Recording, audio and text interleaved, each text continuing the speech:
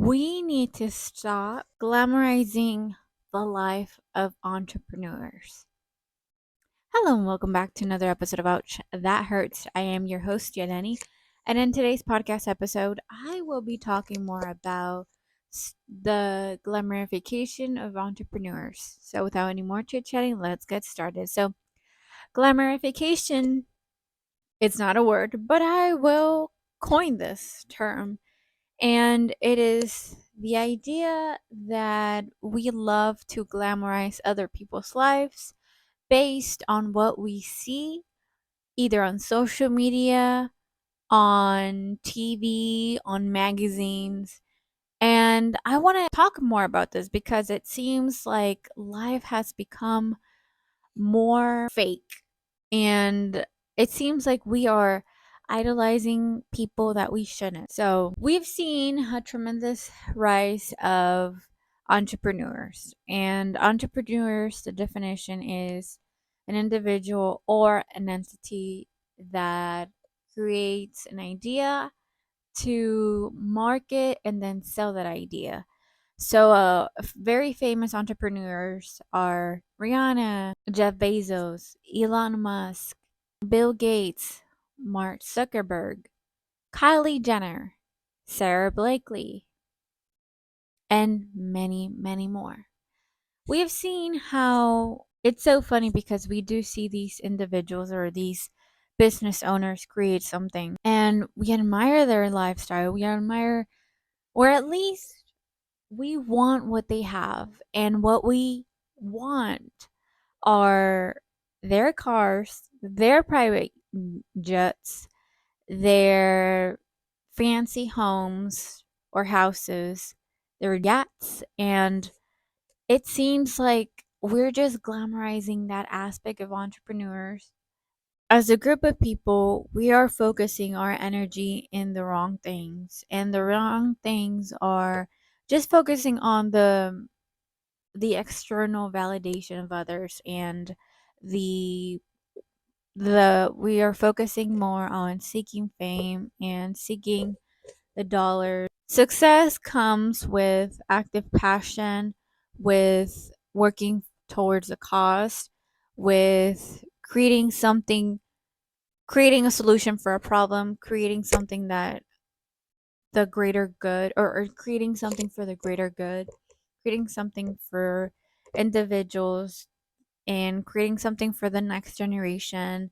And when you do acquire that level of fame, or you acquire levels of resources, you get to notice how, or you become, I guess, you'll become more less reliable. You'll become less reliable, or less relatable. I'm sorry, less relatable, and you become less sensitive to what's happening around the world. And I do feel like you become more attached to a wall and cluster in one area because see you don't see much. And I do think that it's very important to really comprehend as to why someone would want to be rich.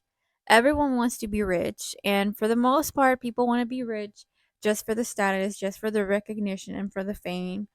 And they disregard all the benefits that may come with having riches, and that is helping other people, having a cause to work with, and helping those individuals to and by far greater amounts, and helping them to create better opportunities for themselves and for their own generations and for their own families. And that is something that we need to acknowledge more often than not, because it seems like we're forgetting the importance of having resources, or working really hard for those resources to create better opportunities for the ones that come after us, and to set an example and to crash the status quo.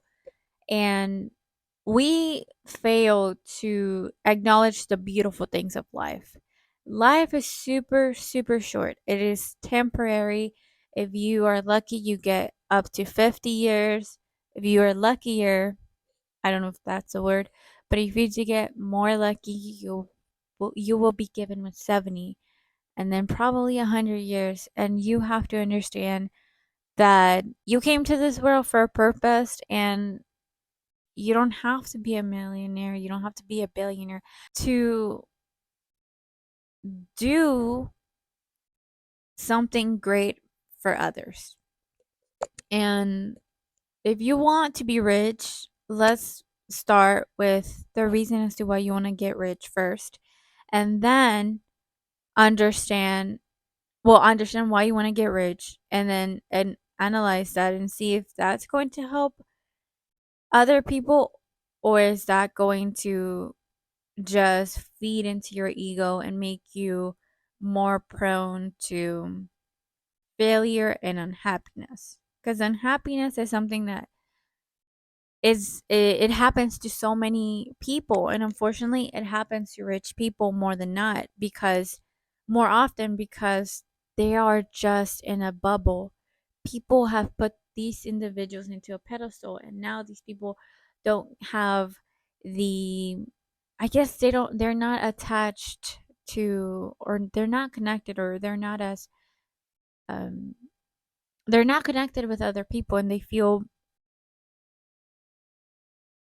alienated by others. So I just want to talk more about this because it seems like we just care more about resources and the new car and the new house, and we keep on going and building the hustle. But we got to understand why. Why are you building the hustle? Is it because you're trying to help someone, or is it because you want to leave a legacy behind?